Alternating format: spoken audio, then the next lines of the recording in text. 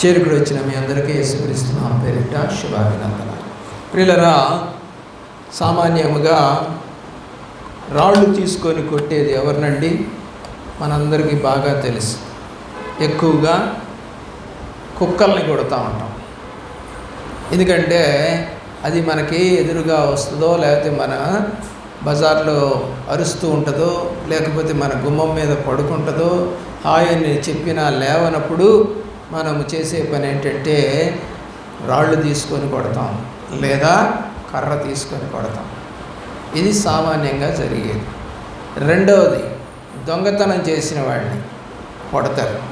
మూడవది, వ్యభిచారం చేసిన వాళ్ళని కొడతారు. నాలుగవది, తాగుబోతుల్ని కొడతారు. ఐదవది, తిరుగుబోతుల్ని కూడా కొడతారు. ఇలాగా కొంతమందిని రాళ్ళు తీసుకొని కొడతారు, కొంతమంది చెప్పులు తీసుకొని కొడతారు, కొంతమంది కర్రలు తీసుకొని కొడతారు. రకరకాలుగా కొట్టడం మీరు చూసే ఉంటారు. ఈ పాటికి ఎంతోమందిని మీరు కూడా కుక్కల్ని రాళ్ళు తీసి కొట్టుంటారు కూడా. మనుషుల్ని కొట్టుండకపోవచ్చు, కానీ లేదా కొడుతున్న వారిని చూసి ఉండవచ్చు. అయితే బైబిల్లో ఒక ఆయన్ని కొట్టారు. ఒక ఆయన్ని రాళ్ళతో కొట్టడానికి సిద్ధపడ్డారు. అంతకన్నా ముందు ఎవరిని కొడతానికి సిద్ధపడ్డారో చూద్దాం. యోహాను రాసిన సువార్త 8వ అధ్యాయము 4వ వచనము.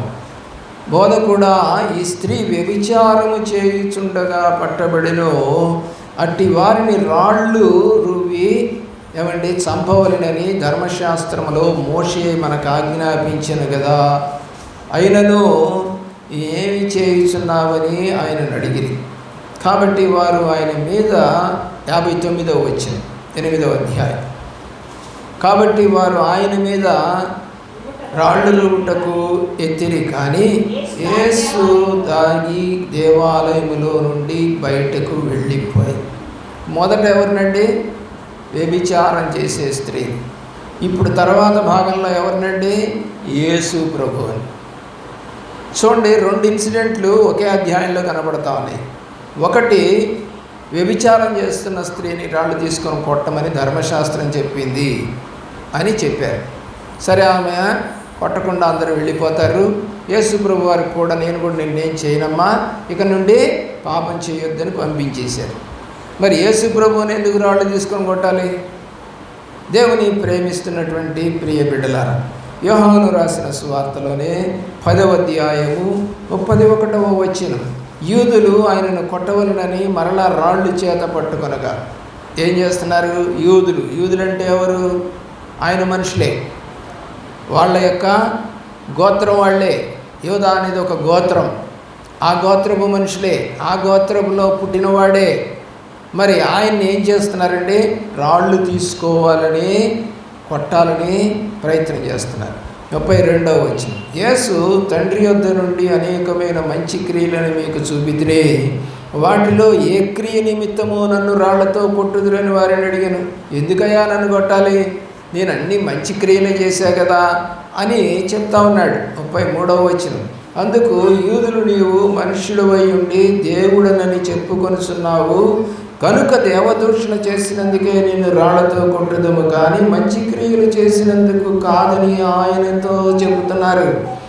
యోహాను రాసిన సువార్త 11వ అధ్యాయము 8వ వచనంలో ఆయన శిష్యులు, బోధకుడా, ఇప్పుడే యూదులు నిన్ను రాళ్లతో కొట్ట చూచుచుండిరే, అక్కడికి తిరిగి వెళ్ళుదువా అని ఆయనను అడిగిరి. దేవుని ప్రేమిస్తున్న ప్రియ బిడ్డలారా, ఆలోచన చేయండి. మరి దేవుణ్ణి అని చెప్పుకుంటున్నటువంటి వారు, క్రీస్తు దేవుని కుమారుడని ఆ రోజుల్లోనే దేవదూతలు చెప్పాయి. అలాగే అక్కడ ఉన్నటువంటి మనుషులకు కూడా దేవదూత చెప్పటం విన్నారు.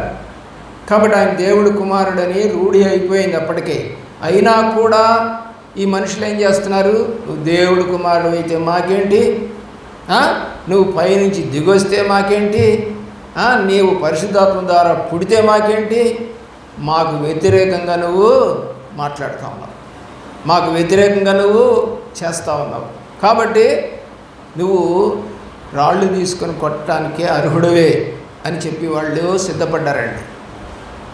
నువ్వు ఎవరికి సిద్ధపడ్డావు? దేనికి సిద్ధపడ్డావు? ప్రభువారిని సరిగా సేవించలేక రాళ్ళు తీసుకొని కొడుతున్నావు అనేది నిజం కాదా? నువ్వు ఆలస్యంగా వచ్చావంటే రాళ్ళు తీసుకుని కొట్టినట్టే. అంటే దేవుడికి అవమానం తెస్తూ ఉన్నావు నువ్వు. వాళ్ళకున్న జీవనోపాధి పోయిందని, వాళ్ళ ప్రధాన యాజకత్వం కన్నా కూడా యేసు ప్రభు వెంబడి వాళ్ళు వెళ్ళిపోతున్నారని, ఆయన అనేకమైన అద్భుతాలు చేస్తున్నాడని ఆయనే చెప్తున్నాడు. నేను అనేకమైన అద్భుతాలు చేస్తేనే మీ ముందు నన్ను ఎందుకు కొట్టాలనుకుంటున్నారు అంటున్నాడు. ప్రియులరా, ఈ రోజున నువ్వు నేను రాళ్ళు కొట్టట్లేదని నోటితో అనొచ్చు, కానీ నీ చేతలు నీ క్రియలు కనపడతా ఉన్నాయి. చూడండి, ఒక పెళ్ళికి వివాహానికి పిలిచినప్పుడు పోదాంలే అని చివరికి భోజనం టయానికి పోయారట. సరే, భోజనం టైం భోజనం చేసేసేసి అటు నుంచి అట్టే ఇళ్ళకి వెళ్ళిపోయారు. కానుకేదో చదివిచ్చి పేరు రాస్తారు కదండి. కానుకలు చదివించినప్పుడు రైట్ అయిపోయిన తర్వాత ఎప్పుడో బజార్లో ఒకసారి కనపడితే, ఏంటి పెళ్ళికి పిలిచాను రాలేదే అందంట. భలే దానివమ్మా, వచ్చాము, భోంచేసాము, కానుక కూడా ఇచ్చాము అని అంటే ఇక ఆమె పుస్తకం తీసి మొత్తం చూస్తూ ఉందంట. 1వ పేజీ పోయింది, 2వ పేజీ పోయింది, 3వ పేజీ పోయింది, 4వ పేజీ పోయింది, 5వ పేజీ పోయింది, 6వ పేజీలో మూల ఎక్కడో ఉందంట నీ పేరు. అదేంటంటే 6 పేజీలు వచ్చిపోయిన దాకా కూడా నువ్వు రాలా. వచ్చావు లెక్క. అప్పుడు అర్థమైంది నాకు, ఓహో లేటుగా వచ్చి బోధిని పోయారండి. నువ్వు కూడా అట్టు వచ్చావు, ఇప్పుడు లేటుగా వచ్చి దేవుని ఆహారం తినిపోదామని. నువ్వు కూడా లెక్కలోనే ఉన్నావు, నువ్వు కూడా కానుకిచ్చావు, నువ్వు కూడా భోంచేసావు, నువ్వు కూడా పెళ్ళికి వచ్చావు, కానీ ఏమీ లేదు, పరిశుద్ధత లేదు. ప్రేమ కలిగి ఉంటే ఏం చేస్తాం చెప్పండి? పెళ్ళి చూద్దామని చెప్పేసి పోతారు. ఎవరైనా ప్రేమ కలిగిన వాళ్ళైతే పెళ్ళి ఆద్యంతం చూద్దాం అని వెళతారు. ప్రేమ లేని వాళ్ళైతే పోదాంలే అంటారు. ఇంకా తక్కిన వాళ్ళైతే పోయినసారి మన పెళ్ళికి వచ్చేది చదివించారంట కదా, చదివించకపోతే బాగుండదులే అని పోతారు. ఈ బ్యాచ్ అంతా ఇక్కడ ఉన్న వాళ్ళలో ఉన్నారు. మీరు లేరనుకుంటున్నారేమో, ఇక్కడ కూర్చున్న వాళ్ళలో ఆ బ్యాచ్ అంతా ఉంది. దేవుని ప్రేమిస్తున్న ప్రియ బిడ్డలారా, ఈ రోజున దేవుని ప్రేమ అలాంటిది కాదు, దేవుని ఉద్దేశాలు అలాంటివి కావు. ఆయన ప్రేమామయుడు కాబట్టే నువ్వు ఆలస్యంగా వచ్చినా కూడా నిన్ను మందిరానికి క్షేమంగా తీసుకొచ్చాడనేది గుర్తుపెట్టుకో. చాలా బాగా గుర్తుపెట్టుకో. ఇది మరొకసారి హెచ్చరిక చేస్తున్నా. నువ్వు లేటుగా వచ్చినా క్షేమంగా దేవుడు తీసుకొచ్చాడు. ఆ మధ్యలో ఏ యాక్సిడెంట్లోనో లేకపోతే తడబడి ముందుకు పట్టమో కాలు ఇరగటమో చేయకుండా నిన్ను తీసుకొచ్చాడు అని అంటే ఆయన ఎంత ప్రేమ ఉందో నీ మీద. కానీ నీకే లేదు. కాబట్టి దేవుడిని వాళ్ళకి ప్రేమ లేదు. ఎన్ని అద్భుతాలు చేసినా కూడా వాళ్ళకి ప్రేమ లేదు. ఏం చేయాలనుకుంటున్నారు? రాళ్ళు తీసుకొని కొట్టి చంపాలి.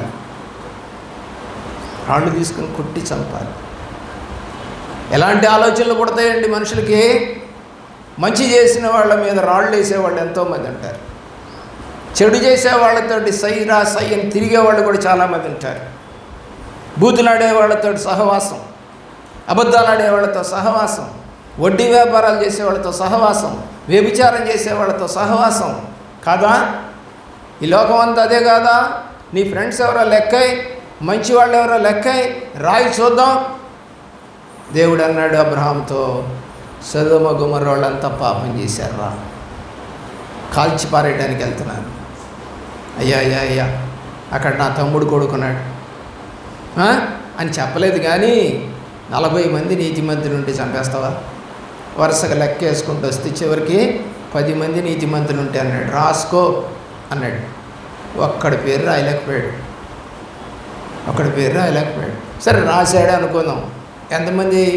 10కి తక్కువ మనం అనుకుందాం. 10కి తక్కువ 9 మందే రాశాడు అనుకుందాం. 10ది రాలేదుగా. 10 మంది అని అడిగాడిగైనా మరి 10 మంది లేరు కాబట్టి 9 మంది ఉన్నారు కాబట్టి ఏం చేయాలి? కాల్ చేయాలి. నేనైతే అనుకున్నాను ఆ వాక్య భాగం చదివిన తర్వాత, లోతు భార్య, లోతు 2 కూతుర్లు, అలాగే 2 అల్లుళ్ళు. ఎంతమంది అవుతారండి? 6 ఉన్నారు. రాట్లా ఇంక పేర్లు. ఇప్పుడు నన్ను గనక దేవుడు వచ్చి అడిగితే, అయ్యా మీ సంఘంలో నీతిమంతులు ఎంతమంది, మీ సంఘంలో సక్రమంగా వచ్చేవాళ్ళు ఎంతమంది అంటే ఒక్కళ్ళ పేరన్నా రాయగలనా? ఒక్కళ్ళ పేరు. కాబట్టి నాయన, ఇదిగో నీ సంఘాన్ని నేను కాల్ చేస్తున్నా, నీ సంఘానికి వచ్చే వాళ్ళ కుటుంబాలని కాల్ చేస్తున్నా అన్నాడు అనుకో, నేనేం చేయాలి? ఏమని చెప్పను? దేవదూతకి ఏమని చెప్పాలి? నేను నీ ఇష్టమయ్యా అంటమే. అంతకన్నా ఏం చేయగలను? అంతకన్నా ఏం చేయలేము. ఏమ్మా మీ అబ్బాయి ఫలానా తప్పు చేశాడు, పోలీసులు వచ్చి తీసుకెళ్ళి జైల్లో పెట్టారు. ఏం చేస్తావు? అయిపోయింది. కొట్టేయటం జరిగిపోయింది, తీసుకెళ్ళటం అయిపోయింది, జైల్లో పెట్టడం అయిపోయింది. జైల్లో పెట్టిన తర్వాత నీకు ఇన్ఫర్మేషన్ వచ్చింది. ఏం చేయగలం? అయిపోయింది. సెక్షన్ అంతా పూర్తి అయిపోయింది. అలాగే బైబిల్లో రాసి ఉంది, దేవుడి యొక్క లెక్క ప్రకారం ఎవరైతే నడవరో వాళ్ళందరూ కూడా మహావేంద్రముతో కాల్చబడతారు అని. కాల్చబడతారట. అగ్నిగుండం వారి కొరకు కాచుకొని ఉంటుందట. ఏమని రాస్తాడో తెలుసా బైబిల్లో? నోరంట వాళ్ళ కొరకు తెరవబడి ఉంటుందట. ఏ నోరు? భూమి నోరు. భూమి నోరు ఎవరికి తెరవబడి వాళ్ళంతా మునిగిపోయి చచ్చిపోయారు. 250 కుటుంబాలు. ఎందుకు? మరి కాలగర్భంలో మరి ఎవరు చంపకుండానే ఇళ్లతో సహా, గొడ్డు మేకలతో సహా, కోళ్ళు కుక్కలతో సహా అన్నీ కూడా భూమిలోకి ఎందుకు వెళ్ళిపోయింది? అవిధేయత, తిరుగుబాటు, అబద్ధం, గర్వం, అహంకారం ఇవన్నీ కలిగినప్పుడు దేవుడు కోరహు కుటుంబాలు అందరూ కూడా చనిపోయారు. అందరూ చనిపోయారు. ఎందుకు నోరు తెరవబడిందంటే వాళ్ళ పాపం పండింది. అలాంటి రోజు ఒకటి రాబోతా ఉంది. ఆ రోజు ఎలా ఉంటుందో నీకు తెలియదు. బైబిల్ ఒకటి చెప్తుంది, ఏమండి మేము పాపం చేసి చచ్చిపోతాం. ఎవడు చూడొచ్చాడు? ఎవరు చూడొచ్చారు అనుకున్నావా? బైబిల్ అయితే చెప్తా ఉంది. ఎవరు లేస్తారంట చెప్పండి? పాపం చేసి చనిపోయినాడు లేస్తాడు. చెప్పండి. రెండోది, మంచి పనులు చేసినాడు లేస్తాడు. ఇద్దరు ఒకే సమాధిలో పెడతారు. గుంటూరులో ఉన్నటువంటి సమాధి దొడ్లో పాస్టర్ గారిని పెడతారు, పాస్టర్ గారి పిల్లల్ని పెడతారు, ఏమండి విశ్వాసుల్ని పెడతారు, తాగుబోతోళ్ళని కూడా పెడతారు. మరి వాళ్ళ పక్కన వీళ్ళు ఎట్లా ఉంటారండి? ఉంటారు. దేవుడు ఒక మాట అంటాడు, ఏంటో తెలుసా? అయ్యా గురుగులు గోధుమలు 2 కలిసి పెరుగుతూ ఉన్నాయి. గురుగులు మనం విత్తలేదు కదా, కాబట్టి కోసేద్దామంటే వద్దొద్దు, పెరగనియ్యి. అవి కోతకాలం వరకు పెరగనియ్యి అంటే ఈ యొక్క భూమి ఉన్నంత కాలం అని అర్థం. కోతకాలం వరకు పెరగనియ్యి. పెరిగిన తర్వాత రెండింటిని కోద్దాం. దేన్ని? గోధుమల్ని, గురుగుల్ని. గోధుమలు వేరుగా, గురుగులు వేరుగా చేసి గురుగులను మనము అగ్నిలో వేసి కాల్చివేద్దాం. అప్పటిదాకా నీ పక్కన పాపులు తిరుగుతూనే ఉంటారు, అలాగే పరిశుద్ధులు కూడా తిరుగుతూనే ఉంటారు. దేవుని ప్రేమించడం నేర్చుకోండి. ఏదో సరదాగా మనం చర్చికి రావడం కాదు. బల్లారాధన ఇది. బల్లారాధన అంటే ఎంత సిద్ధపాటు ఉండాలి నీకు. కనీసం మందిరానికి 1 గంట ముందు వచ్చి, పోయిన నెల నుంచి ఈ నెల వరకు ఏ కార్యక్రమాలు నీ జీవితంలో జరిగాయో, మంచేంటో చెడేంటో ఒక్కసారి గుర్తు చేసుకొని పాపాన్ని కడుక్కుంటేనే కదా, పాత్రను కడిగితేనే కదా పొయ్యి మీదకి ఎక్కేది. గుడ్డలు ఉతుక్కుంటేనే కదా మళ్ళీ వేసుకునేది. శరీరాన్ని తోమితేనే కదా మళ్ళీ మనం ఫ్రెష్గా తయారయ్యేది. పాడైపోయిన రక్తాన్ని మారిస్తే కదా ఆ మనిషి బతికేది. ఇన్ని తెలిసే నీకు, కానీ దేవుని సన్నిధి అంటే ఎంత నిర్లక్ష్యం. పరిశుద్ధత లేని జీవితం నీది. దేవుడి వైపు చూడటానికి ఇష్టం లేని జీవితం నీది. సరదాగా ఒక తిరణాలకు పోయినట్టు, ఒక సినిమా హాల్కి కూడా ముందే పోతాం. ఎందుకంటే సినిమా స్టార్ట్ అయ్యేటప్పటికి క్లోజ్ అయిపోతుంది టికెట్ కౌంటర్. సినిమా హాల్కి ముందే, ఏమండి, అలాగే మిగతా డ్యాన్సులు వేసే ప్రోగ్రాంలన్నిటికీ ముందే. దేవుడు అంటేనే వెనక. దేవుడు అంటేనే వెనక. ఈ రోజున నీకు 2 అడుగుల దూరంలోనే చర్చి ఉంది. ఎంతోమంది దూర ప్రాంతానికి 10 కిలోమీటర్లు 5 కిలోమీటర్ల దూరానికి వాళ్ళు ఎప్పుడో ఊర్లలో నుంచి బయలుదేరి 7 గంటలకే బయలుదేరి ఆ యొక్క సన్నిధికి వెళ్ళి ప్రభు ఆరాధన చేసుకొని ఎప్పుడో 1 గంటకి ఇళ్ళకి చేరుతా ఉన్నారు. 7 గంటలకు బయలుదేరిన మనుషులు 1 గంటకి ఇంటికి చేరుతున్నారు. మనం ఇలా వస్తున్నాం, అలా వెళ్ళిపోతున్నాం, 1 గంట కూర్చుంటే ఎక్కువైపోతూ ఉంది. నీలో ఏమి లేదంటే దేవుడి ప్రేమ లేదని రూఢీగా చెప్పచ్చు. దేవుని ప్రేమిస్తున్నప్పుడు వీళ్ళ దేవుడు ఏ తప్పు చేయలేదు, కానీ వాళ్ళు రాళ్ళు తీసుకుని కొడతా ఉన్నారు, చంపాలని చూస్తూ ఉన్నారు. మంచివాడిని చంపడం మంచిదా? అయినా వాళ్ళకి లెక్కలేదు. ద్వితీయోపదేశకాండం 21వ అధ్యాయం 18వ వచనం. ఒకని కుమారుడు మొండివాడై తిరగబడి తండ్రి మాట కానీ వినకయుండి వారు అతన్ని శిక్షించిన తరువాతయును అతడు వారికి విధేయుడు కాకపోయిన ఎడల అతని తల్లిదండ్రులు అతని పట్టుకొని ఊరి గవిని యొద్ద కూర్చుండు పెద్దల యొద్దకు అతను తీసుకుని వచ్చి, మా కుమారుడైనటువంటి వీడు మొండివాడై తిరగబడి ఉన్నాడు, మా మాట వినక తిండిపోతును త్రాగుపోతును ఆయనని ఊరి పెద్దలతో చెప్పవలెను. అప్పుడు ఊరి ప్రజలందరూ రాళ్లతో అతని చావగొట్టవలెను. అట్లు ఆ చెడుతనమును నీ మధ్య నుండి పరిహరించును. అప్పుడు ఇశ్రాయేలందరూ విని భయపడుదురు. ఏం చేశాడంటండి? చెప్పండి, ఏం చేశాడంట? మొండోడంట. 18వ వచనం. మొండివాడు, తిరుగుబాటు, తండ్రి మాట తల్లి మాట విననివాడు. ఏమండి? అంతేకాదు, మనం కనుక చూసినట్లయితే దేవుని యొక్క ప్రేమలో ఏమండి ఆ యొక్క అవిధేయంగా తిరిగేటువంటి మనస్తత్వం కలిగిన వాడు, అవిధేయంగా తిరుగుతున్నాడు. మీ ఇళ్ళల్లో అట్లా అవిధేయంగా తిరుగుతున్నాడు ఏమైనా రాళ్ళు తీసుకుపెట్టారా?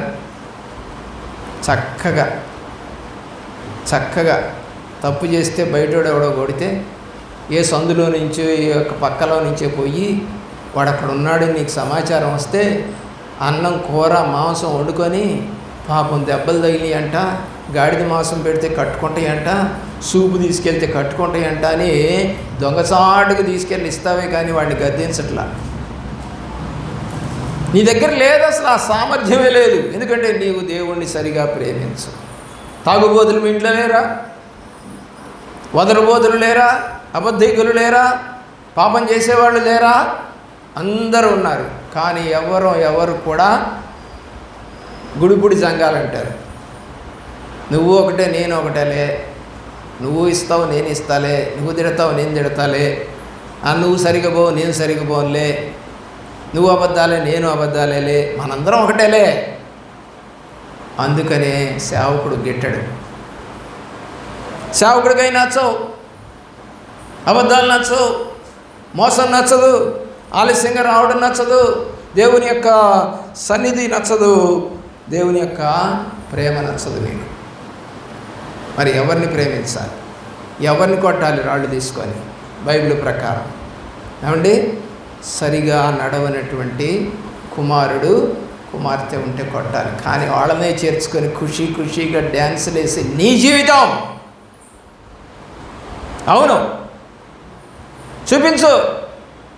చాలా ప్రశస్తంగా ఉన్న కుటుంబం అండి మాది, నిందలు లేని కుటుంబం, తల్లిదండ్రుల మాటని జవదాటని కుటుంబం, జీ హుజూర్ అంటాం, ఏం చెప్పినా మమ్మానాళ్ళు అనే కుటుంబాలు ఉన్నాయా? ఉంటాయా? చూపించగలవా? పైపైన క్రైస్తవత్వం, పైపైన దేవుడు, పైపైన భక్తి, పైపైన పాటలు, పైపైన ప్రార్థనలు, పైపైన బల్లారాధనలు, ఇవేనా నీ కళ్ళు కనపడుతూ ఉంది? ఆసుపత్రిలో చేర్చామండి, 15 రోజుల నుంచి ట్రీట్మెంట్ అండి, కానీ చనిపోయాడండి. ఏంటంటే 4th స్టేజ్కి వెళ్ళిపోయిందంటండి క్యాన్సర్. 4th స్టేజ్ దాకా ఎక్కడ తిరిగాడు? లోకములో, పాపములో. వద్దన్నా కూడా ఆ యొక్క పలావులు, వద్దన్నా కూడా ఆ పచ్చళ్ళు, వద్దన్నా కూడా ఆ మందులు, ఏమంటే తాగుబోతు మందులు. చేస్తూనే ఉన్నాడు. 1వ స్టేజ్ దాటిపోయింది. చెప్పారు డాక్టరు, నాయనా నువ్వు ఇలా చేయకూడదు, అమ్మా నువ్వు ఇలా చేయకూడదు, కుదరదండి. 2వ స్టేజీ, అమ్మ ముదిరిపోతుంది తల్లి. 3వ స్టేజీ, అమ్మ లాభం లేదు తల్లి.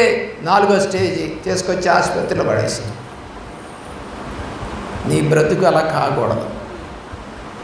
ఫస్ట్ స్టేజ్లోనే సరి చేసుకుంటే బాగుపడతాం. ఎన్ని మార్లు చెప్పినా వినవా? నీ బుద్ధి మార్చుకోవా? నీ పద్ధతి మారదా? ఎవరిని కొట్టి చంపాలి రాళ్ళతో? యేసు ప్రభు ఈ యొక్క కుమారుడు లేదా ఈ కుమారి చేసిన తప్పులు ఏమైనా చేశాడా? ఆ కుమారుడు ఆ కుమారు ఎవరో తెలుసా? నువ్వు నేనే. ఏంటంటే మొండివాడు. 21:18 మొండివాడు, తిరుగుబాటు, తల్లి కానీ తండ్రి కానీ వెనక ఉండేటువంటి వాడు. ఏమండి, అతన్ని శిక్షించిన తరువాత దేవుని యొక్క ప్రేమలో అతడు వారికి విధేయుడు కాకపోయిన ఎడల, పోలీసులు కొట్టారు, జైల్లో పెట్టారు, అయినా విధేయుడు కాదు, మళ్ళా తప్పే చేస్తున్నాడు, మళ్ళా మర్డర్ చేశాడు, మళ్ళా వ్యభిచారం, మళ్ళా దొంగతనమే చేశాడు. శిక్షించిన తరువాత అని రాసింది చూడండి. అతడు వారికి విధేయుడు కాకపోయిన ఎడల, అతన్ని శిక్షించిన తర్వాత కూడా విధేయుడు కావట్లా. నిన్ను ఎన్ని దెబ్బలు కొట్టినా మీ ఇంట్లో నువ్వు విధేయుడివి విధేయురాలు కావట్లా. పోతే పోయారులేండి. భర్త పోయినా దిక్కు లేదు, పెళ్ళాం పోయినా దిక్కు లేదు, పిల్లలు పోయినా దిక్కు లేదు, డబ్బులు పోతున్నా దిక్కు లేదు, ఆరోగ్యం పోతున్నా దిక్కు లేదు, ఉద్యోగాలు ఊడిపోతున్నా దిక్కు లేదు, అందరూ అవమానపరుస్తున్నా కుటుంబంలో వారిని దిక్కు లేదు. శిక్షించిన తర్వాత కూడా ఏమంటే విధేయుడు కాకపోయిన ఎడల. బైబిలేనండి అంతా, బైబిలే. నువ్వు నిజంగా వాక్యం చదివితే బుద్ధి వస్తుంది నీకు, నువ్వు సరదాగా చదివితే బుద్ధి రాదు. ఏమంటుంది 2వది, అతని తల్లిదండ్రులు అతన్ని పట్టుకొని ఊరి గవిని యొద్దకు కూర్చుండి పెద్దల యొద్దకు అతన్ని తీసుకోవాలి. ఊరికి దూరంగా ఉంటుంది గవిని. గవిని అంటే ఎంట్రన్స్. యేసుప్రభు వారిని ఎక్కడ చంపేశారు? ఊరి బయట. అతను ఏం తప్పు చేశాడని ఇప్పుడు వీడిని తీసుకెళ్ళారు, ఈ పిల్లవాడిని తీసుకెళ్ళారు అనుకుందాం, కూతుర్ని తీసుకెళ్ళాడు అనుకుందాం. ఆయన ఏం తప్పు చేశాడని తీసుకెళ్లారండి ఊరి బయటికి? వీడంటే తప్పు చేశాడు కాబట్టి గవిని బయటికి తీసుకెళ్ళి తీర్పు తీరుస్తున్నారు. మరి ప్రభువారు ఏం తప్పు చేశారని గవిని బయటికి తీసుకెళ్లారు? ఆలోచన చేయండి. ఏం చేయాలంట?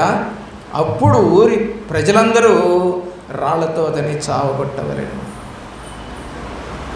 యేసుప్రభు వారిని ఒక్కళ్ళే చంపారా? మొత్తం అందరూ కలిసి ఏమన్నారు? సిలువేయండి, సిలువేయండి. ఒక్కళ్ళు అందే కాదండి, మరి వేల మంది అన్నారు. వాళ్ళ కేకలే గెలిచాయి. పిలాతు ఏం చేయలేక కొట్టించి పంపించేశాడు. అతనిలో నాకైతే తప్పు కనపడలేదు, కానీ ప్రజల కేకలు ఊరుకోట్ల.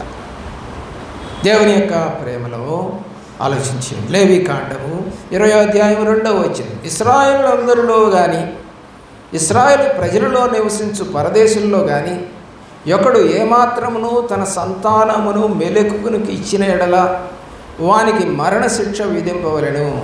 మీ దేశ ప్రజలు రాళ్లతో వాని కొట్టాలి.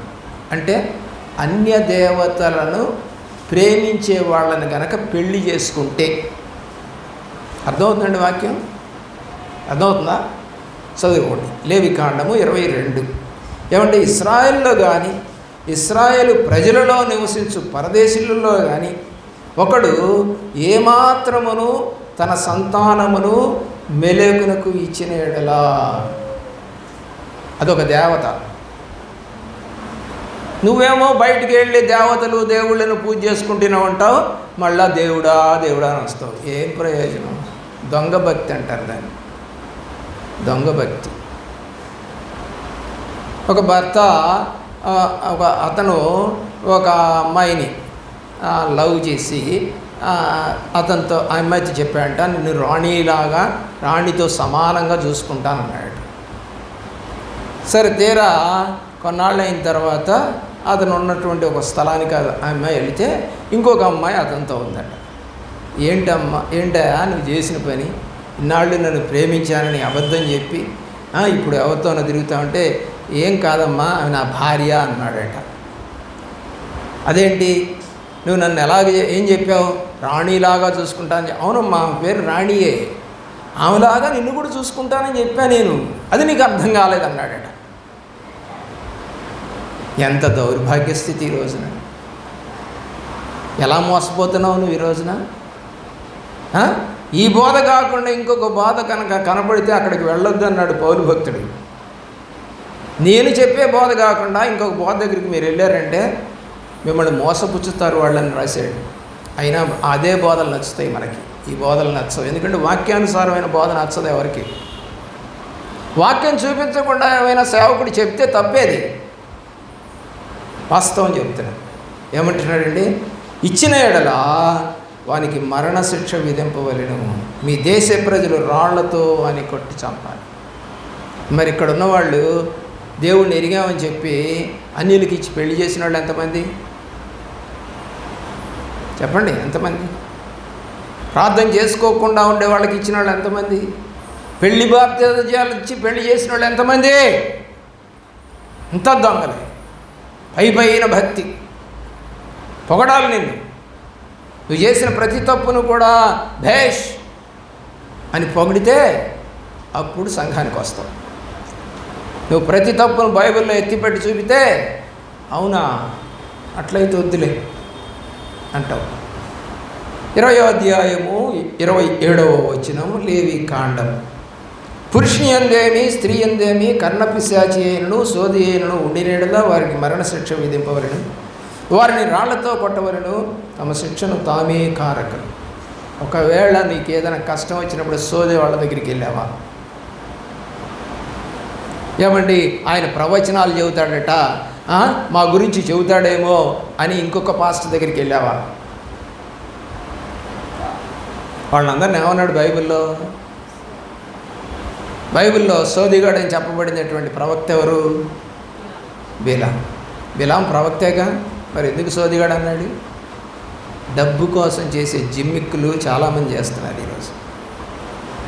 మా దగ్గరికి రండి మీకు మేలు జరుగుతుంది. దేవుని ప్రేమిస్తున్న పిల్లలారా, ఒక సహవాసంలో మీటింగ్స్ కొన్ని సంవత్సరాలుగా, దరిదాపు ఒక 20-30 సంవత్సరాలుగా మీటింగ్స్ పెడతా ఉన్నారు. పిచ్చగా వస్తున్నారు జనం, లక్షల్లో వస్తుంది. నాలాంటోడు ఎవడో పోయాడు. ఏదో ఒకసారి వెళితే సరే ఆ వాక్యము లేదా ఆ యొక్క ప్రార్థన ఏముందంటే, నీవు కొత్తలోనే పెడతారండి, జనవరిలోనే పెడతారు ఆ మీటింగ్స్. నిన్ను ఈ సంవత్సరం దేవుడు అత్యధికముగా ఆశీర్వదించునుగాక అన్నాడంట. అందరూ ఆమేన్ ఆమేన్ అన్నారంట. ఇప్పుడే దేవుడు నిన్ను ఆశీర్వదించునుగాక అన్నారంట. ఆమేన్ ఆమేన్ అన్నారంట. నీ కుటుంబం ఇప్పుడే దేవునిలో ఎదుగునుగాక. ఆమేన్ ఆమేన్. అబ్బో, ఇవన్నీ కూడా ఆశీర్వాదపు వచనాలే. సరే, బుద్ధి లేని నాలంటాడు కదా అతను. వెళ్ళింది 2వ సంవత్సరం పోయాడు. 2వ సంవత్సరం కూడా ఏ డైలాగులు అంట. డైలాగులే మారవు, సేమ్ డైలాగ్స్. అతను వెనక నుంచి అన్నాడంట, పోయిన సంవత్సరం ఇదే చెప్పావు, మా కుటుంబంలో ఎవరికి ఆశీర్వాదం రాలా అన్నాడంట. ఇంకొక వారు పక్క నుండి నాకు కూడా రాలా అందంట. అక్కడికి వచ్చిన వాళ్ళలో ఆశీర్వాదం వచ్చిన వాళ్ళు ఎవరో లేచి నించోండి అని చెబితే బాగుండేది పాస్టర్. అది చెప్పడు, అది చెబితే జనాలు రారు. పోయిన సంవత్సరం ఇదే తేదీలో నేను మీకు ఆశీర్వాదం ఇచ్చాను, మీ మీదకి పరిశుద్ధాత్మ కుమ్మరింపబడుతుందని చెప్పాను. వాళ్ళంతా కుమ్మరింపబడిన వారు ఎంతమందో, మీ ఇంట్లో తాగుడు మానిన వాళ్ళు ఎంతమందో, మీ ఇంట్లో మోసం మాని వాళ్ళు ఎంతమందో, అన్నిలు చేసుకోకుండా వాళ్ళు ఎంతమందో, అమ్మాయిలతో తిరగకుండా వాళ్ళు ఎంతమందో రండి అని చెప్పడు. వాళ్ళు ఉండరు అక్కడ, ఉంటేగా. కానీ ఏమింటారు? ఆశీర్వాదపు వచనాలు చెప్పు పాస్టరు. మరి రాలేదే, పోయిన సంవత్సరం చెప్పామే. 2వ సంవత్సరం, 3వ సంవత్సరం, 4, 20 సంవత్సరాలు, 30 సంవత్సరాలు అయింది. కానీ ఆ కుటుంబం చచ్చింది తప్ప ఆశీర్వాదాలు పొందుకొని సావాలి. ఆ ఒక్కతే చర్చికి వెళ్తుంది, ఆ ఇంట్లో ఎవరికి రాలేదు ఆశీర్వాదాలు. ఆ ఒక్కటి చచ్చిపోతే కూడా మళ్ళా క్రైస్తవ సమాజం చేయడానికి ఇష్టపడక మా వాళ్ళందరూ ఇవేందా చెప్పేది, ఆమె ఎవరనుకున్నా మా అమ్మ, మా ఇష్టం వచ్చినట్టు చేసుకుంటాం అన్నారు తప్ప క్రైస్తవరాలంట అని ఎవరు లేరు కదా క్రైస్తవుల ఇంట్లో, ఉంటే కదా జరిగేది. ప్రియులారా, ఈ రోజున ఇలాంటి సందర్భాలు కోకొల్లలు చూసి ఉంటాను నేను. ఎక్కడో దాకేందుకు మన సహవాసంలోనే ఒక ఆమె చచ్చిపోయింది. ఎవరామె? ధరణి. ఏం చేశారు? హిందూ సమాజ్ చేశారు. తెలీదా మీకు? కాబట్టి క్రైస్తవత్వం ఉందా? ఉన్నట్టు నటిస్తున్నావా? నటన ఇదంతా. మీరు వచ్చిన వాళ్ళంతా నటన చేసేటువంటి మనుషులే తప్ప ప్రభువుని నిజంగా హత్తుకొని, నాయన ఈ బల్లారాధనకు వచ్చాను నేను, నా పాపములు ఇవి అని కడుక్కొని కన్నీరు గార్చి వేదన పడి ప్రార్థన చేస్తారా? లే. త్వరగా ఈ టైం అయిపోతూ ఉంది, మేము వెళ్ళిపోవాలి, మాకు పనులు ఉన్నాయి. ప్రియులారా, ఆలోచించి ఈ రోజున దేవుడంటే ఎంత నిర్లక్ష్యమో తెలుసా నీకు? లెక్కలేంతను. పైన భక్తి. ఏమని రాసిన తిమోతి గ్రంథంలో? పైకి భక్తి గెలవారేలాగా కనపడుతూ దేవుని శక్తిని ఆశ్రయించని వారు. దేవుని యొక్క ప్రేమలో ఏంటంట, పురుషునందే కానీ స్త్రీ అందే కానీ కర్ణపిశాచి సోదే ఉండిన ఎడదా చంపేయచ్చు. మరి యేసు ప్రభువులో ఏమున్నాయని చంపేశారు అన్నారులేండి. యూదులు అన్నారు, ఏమని తెలుసు, నీకు పిచ్చి పట్టిందిరా అన్నారు. ఎవరిని? యేసు ప్రభువుని. నువ్వు పిచ్చివాడివి అన్నారు, నువ్వు వెర్రోడివి అన్నారు, నువ్వు దయ్యం పట్టినోడివి అన్నారు. అందుకు చంపేశారేమో అన్నారు, యూదులు అన్నారు. ఆయన నీకు దయ్యం పట్టింది. ప్రభువారు దానికి సమాధానం ఇచ్చాడు. యజబెల్ క్రియలు చేస్తుందని అనుకుంటున్నారు కదా, మరి మీ సేవకులు కూడా చేశారు, మీరు కూడా యజబెల్లేనా అని అడిగాడు. నోరు మూసుకున్నారు. కాబట్టి దేవుని ప్రేమిస్తున్నారు. 24వ అధ్యాయము లేవికాండము 24వ అధ్యాయము 14వ వచనం. శపించిన వారిని పాళెము వెలుపలకు తీసుకొని రమ్మో, వారిని శాపవచనమును వినిన వారందరూ వారి తల మీద తమ చేతులు ఉంచిన తర్వాత సర్వ సమాజము రాళ్లతో వారిని సావగొట్టవలెను. శాపగ్రస్తుడు, వాడి మీద చేతులు ఉంచెల్లి చంపేయాలంట. వీళ్ళందరూ ఏం చేస్తున్నారు? యేసుప్రభుని శాపగ్రస్తుడిని చంపేస్తా ఉన్నారు. శాపగ్రస్తుడు ఇతను, మా మధ్య ఉండటానికి పనికిరాడు. ఎందుకని? మేము రకరకాల తప్పుడు పనులు చేస్తూ ఉంటాం. ఆ తప్పుడు పనులన్నీ ఆయన ఖండిస్తూ ఉంటాడు. కాబట్టి నచ్చడు. యేసుప్రభు నచ్చేవాళ్ళు చాలామంది తక్కువ. చర్చికి వెళ్తే నచ్చిన వాళ్ళని లెక్క కాదండి అవి. ఈరోజు అనేక కుటుంబాలు నేను చూస్తూ ఉన్నాను.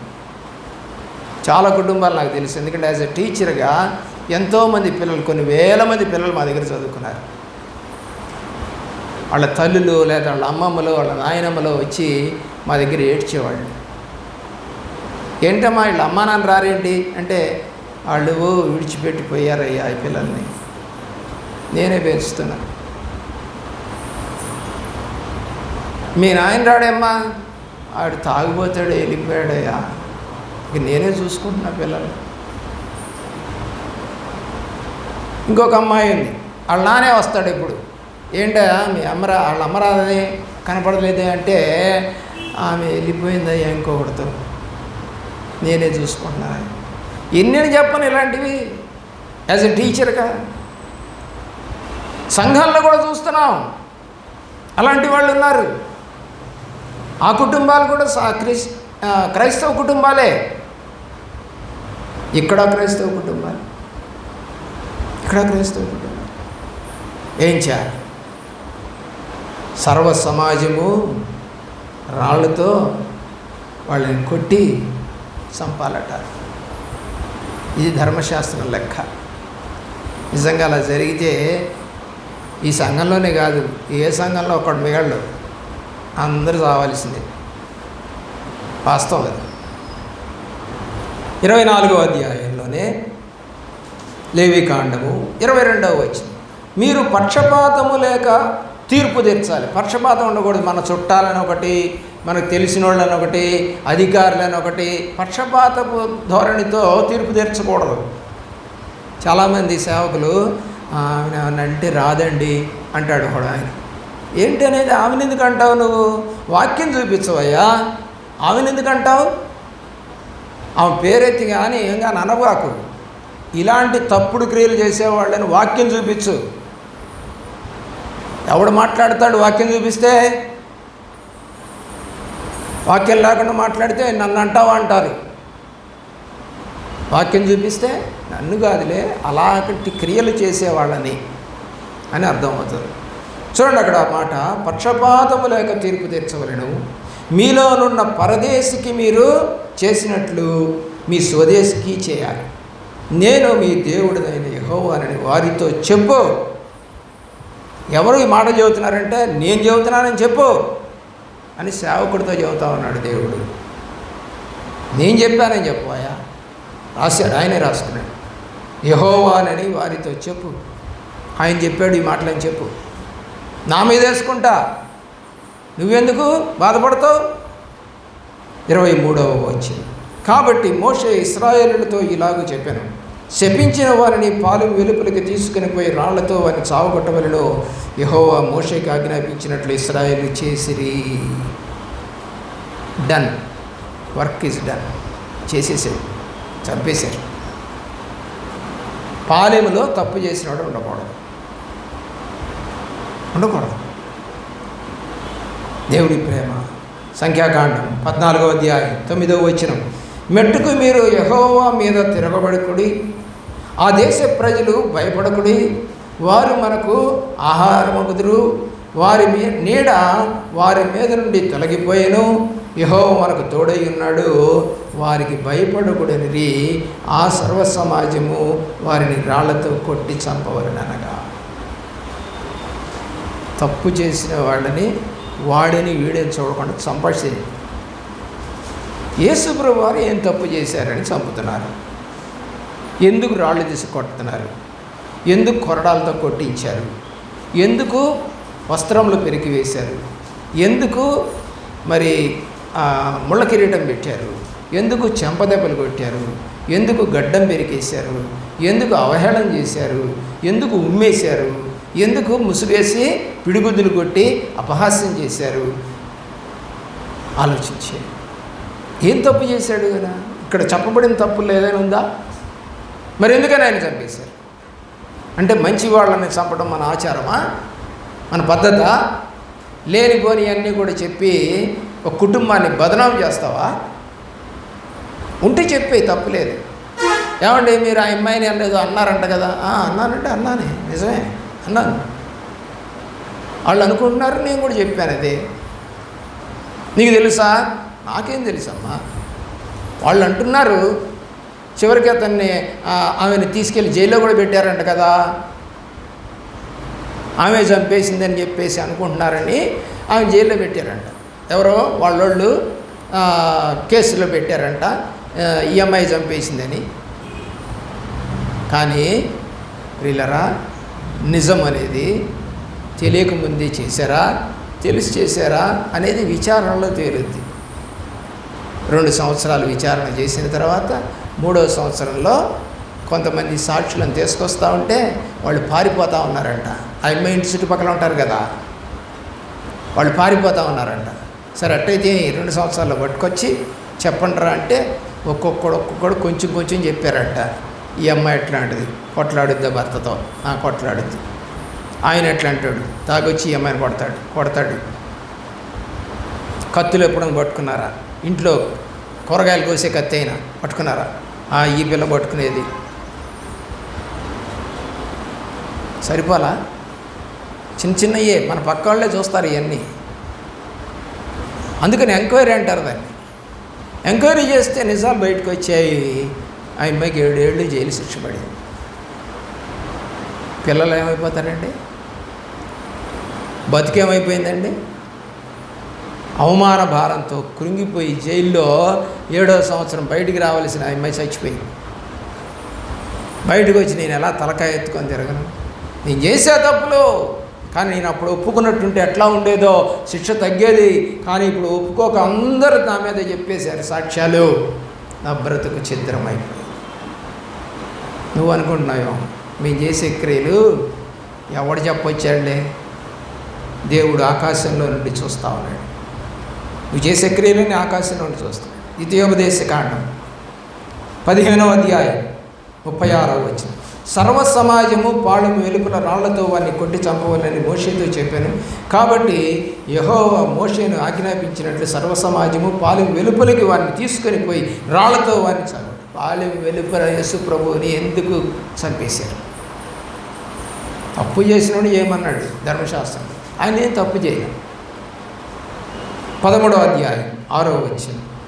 నీ తల్లి కుమారుడే కానీ, నీ సహోదరుడే కానీ, నీ కుమారుడే కానీ, నీ కుమార్తెయే కానీ, నీ కవిడి భార్యే కానీ, నీ ప్రాణ స్నేహితుడే కానీ, భూమి మీద ఈ కొన మొదలుకొని ఆ కొన వరకు నీకు సమీపముగా నుండిదను, నీకు దూరముగా నుండిదను, నీ చుట్టుపక్కల నుండి జనములలో దేవతలలో నీవును నీ పితరులను ఎరుగని ఇతర దేవతలను పూజింతుము రమ్మని రహస్యముగా నిన్ను ప్రేరేపించిన ఎడల వారి మాటకు సమ్మతింపకూడదు, వారి మాట వినకూడదు, వారిని కటాక్షింపకూడదు, వారి యందు జాలిపడకూడదు, వారిని మాటలు పరచకూడదు, అవశ్యముగా వారిని చంపాలి. మిమ్మల్ని పిలుస్తుంటే పోతున్నారే, గోణదలకు పోదామా? అయ్యగారికి తెలిస్తే ఊరికరేమో, ఒక్కరోజు పోయిద్దాంలే. తిరుపతి పోదామా? అరే మేము క్రైస్తవులమే, పోకూడదే. మా పక్కన వాళ్ళంతా వెళ్తున్నారు, ఒకసారి చూసేద్దామా? అట్లాంటి వాళ్ళు ఏం చేయాలంట? వాటి మాటకు సమ్మతించకూడదు, వారి మాటను వినకూడదు, వారిని కటాక్షింపకూడదు, వారి యందు జాలిపడకూడదు, వారిని మాటుపరచకూడదు, వారిని చంపవలేడు. కానీ నువ్వు రహస్యంగా వెళ్ళావు కదా, అనేక స్థలాలకి, పాపము చేయబడే స్థలాలకి, దేవుడికి ఇష్టం లేని స్థలాలకి, మొక్కకూడని స్థలాలకి, దండం పెట్టకూడదనేటువంటి స్థలాలకి. నిన్ను శిక్షించింది తప్ప? దేవుడు నిన్ను శిక్షిస్తే తప్ప? నా బిడ్డవని నువ్వు చెప్పేసి అనుకుంటూ నువ్వు ఇలాంటి తప్పుడు పనులు చేస్తే నిన్ను కొట్టడం తప్ప? ఒక్క దెబ్బే కొట్టాడేమో, ఇంకొక దెబ్బ కొడతాడేమో. మళ్ళా ఆ పనులు కనుక నువ్వు చేయడానికి ఇష్టపడితే ఇంకొక దెబ్బ కొడతాడు, లేవకుండా కొడతాడు. ఈసారి మొదటి దెబ్బకి ఏదో లేచి కూర్చున్నావేమో, రెండో దెబ్బకి ఇక లేవు. పావును ఎప్పటిదాకా కొట్టాలి చెప్పండి? పావును ఎప్పటిదాకా కొట్టాలి? పడగ మళ్ళా ఎత్తకుండా ఉండేంతవరకు. పడగ మళ్ళా ఎత్తకూడదు. అది పడగ ఎత్తితే కరుస్తుంది. మళ్ళా పడగ ఎత్తకుండా నువ్వు ఎన్ని తోక మీద కొడితే ఏం లాభం? ఏమన్నా దానికి బుద్ధి వస్తుందా? పావుకి బుద్ధి వస్తుందంటే తోక మీద కొడితే? తోకను తెంచేసి మధ్యకి నరికేసి దానికి ఏమైనా బుద్ధి వస్తుందా? నా తోక కాదు, నా నడుము ఎరగొట్టారు వీళ్ళు, కాబట్టి నేను ఇక నా బతికెందుకు అని ఊరుకుంటుందా? లేదా పడగెత్తుద్దా? పడగెత్తుద్ది. అందుకని ఎక్కడ దాకా కొట్టాలి? పడగ ఎత్తకుండా ఉండేంతవరకు కొట్టాలి. అలాగే నువ్వు ఇక లేవకుండా ఉండేంతవరకు కొడతాడు దేవుడు. తెలుసా నీకు ఆ సంగతి? చాలామంది తమ దుష్టక్రియలను చేసుకుంటూ పోతూ మాకేముందిలే, మేము బాగానే బతుకుతున్నాం అనుకుంటున్నారు. కానీ ఒక దినం రాబోతాం, ఆ దినము నువ్వెంత ఏడ్చినా తిరిగి రాదు. అయిపోయింది. ఛాన్స్ ఇచ్చేసాడు దేవుడు, అవకాశం ఇచ్చాడు నీకు, వినలేదు రా. కాబట్టి చనిపోతావు, మరుగైపోతావు, నశించిపోతావు, కాలబరంలో కలిసిపోతావు. ప్రియులరా, వారి మాటకు సమ్మతించుకోవడం. 13వ అధ్యాయము 9వ వచనం. సంపుటకు నీ జనులందరి ముందుగాను నీ చెయ్యి మొదలు వారి మీద వేయాలి. ఫస్ట్ నువ్వే చేయాలంట. ఆ పిల్ల మరి స్కూల్కి పోయి నిద్రపోద్దామో మనకు తెలియదు. చూడండి ఎంత హ్యాపీగా నిద్రపోతా ఉందో. ఈ పిల్ల అంటే స్తంభానికి అనుకుంటా చక్కగా నిద్రపోతాను. రోజు 11 గంటలకెళ్ళి నిద్రపోద్దాం, వాళ్ళ అమ్మ నిద్ర పెట్టిద్దాం మనకు తెలియదు. ఈ దయ్యపు చేష్టలు చాలామందిలో పెద్దోళ్ళలోకి వచ్చేసిన తర్వాత పిల్లలకు కూడా వచ్చేస్తూ ఉన్నాయి. పెద్దోళ్ళు అడగబోతుకుంటారు నిద్ర, ఆ పిల్లకి ఎన్ని చెప్పినా తోలుతానే ఉంది పాపం. దానికి అర్థం కాదు. అది చూడండి ఎట్ట తోలుతుంది. 11 గంటలకి నిద్ర అండి. ఇంకేం చెబుతామండి వాళ్ళని?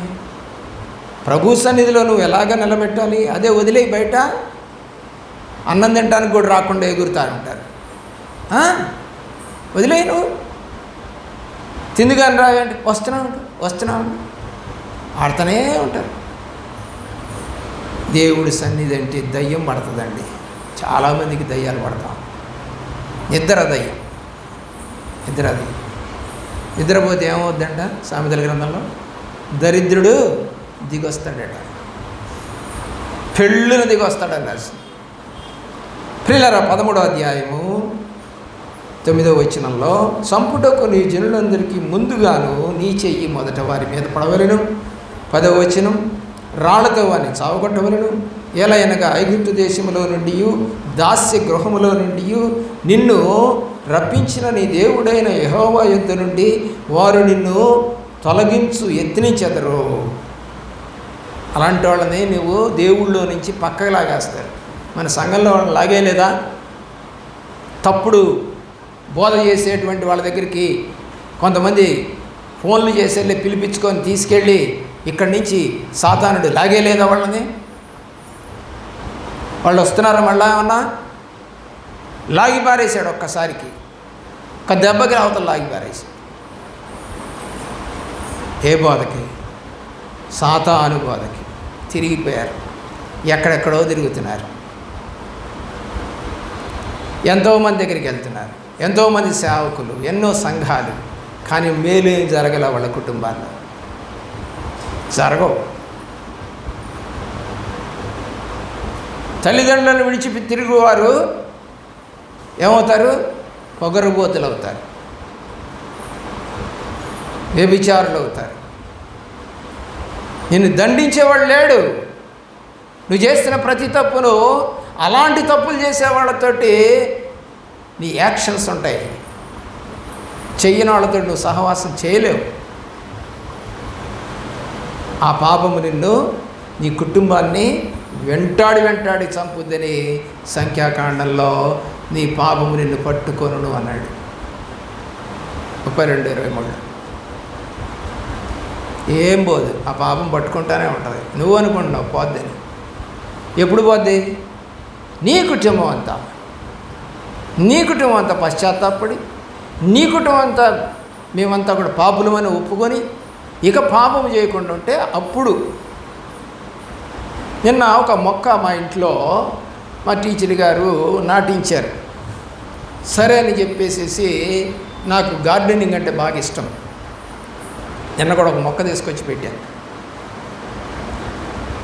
అది చూస్తూ ఉంటే కొన్ని కొమ్మలేమో పచ్చగా ఉన్నాయి, కొన్ని ఏమో ఎండిపోయి ఉన్నాయి.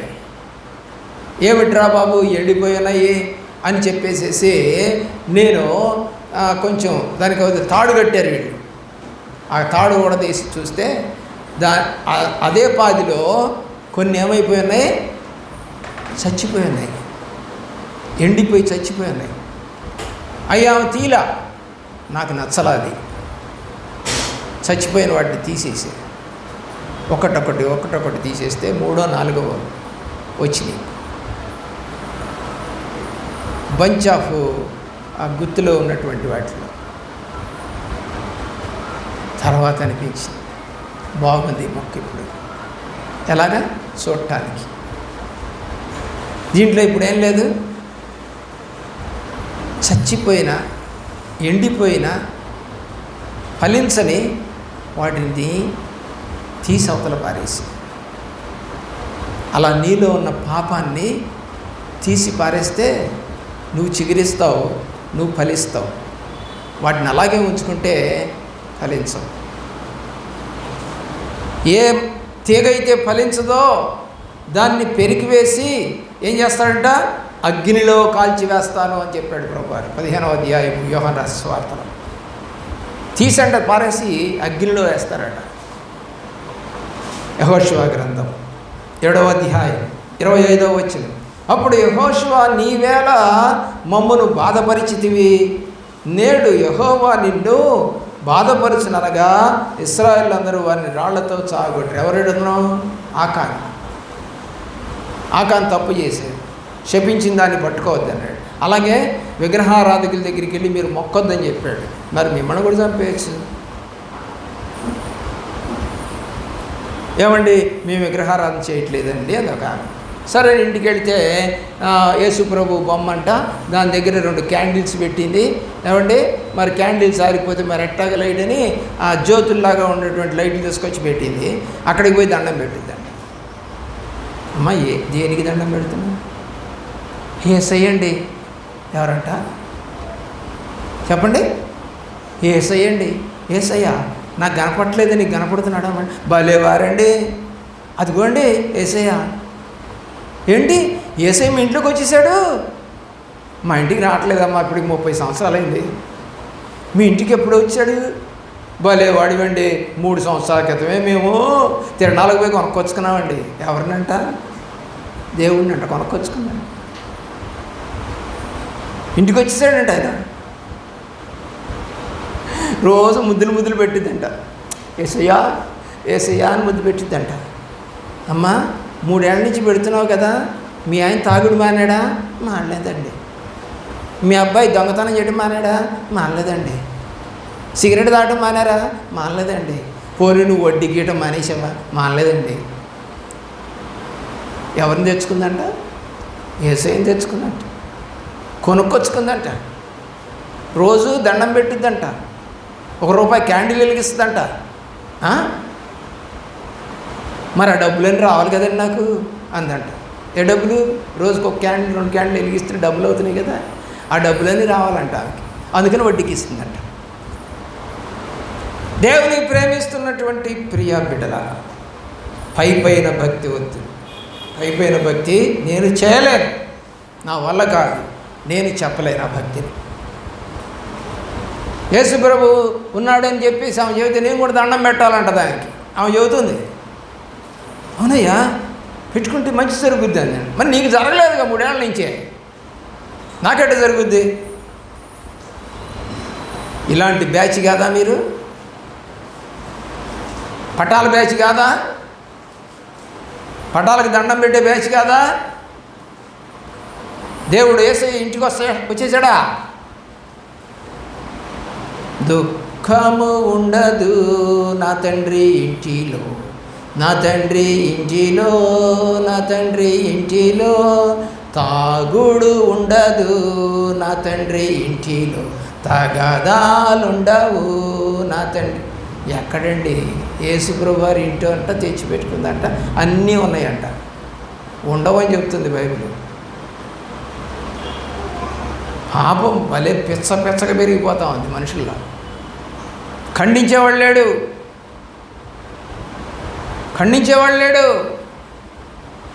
డబ్బులు దండుకోవడానికి సేవ చేసేవాళ్ళు, వాక్యాలు ప్రకటించేవాళ్ళు, దువ్వేవాళ్ళు, ఎగతాళిగా నవ్వేవాళ్ళు కావాలి నీకు.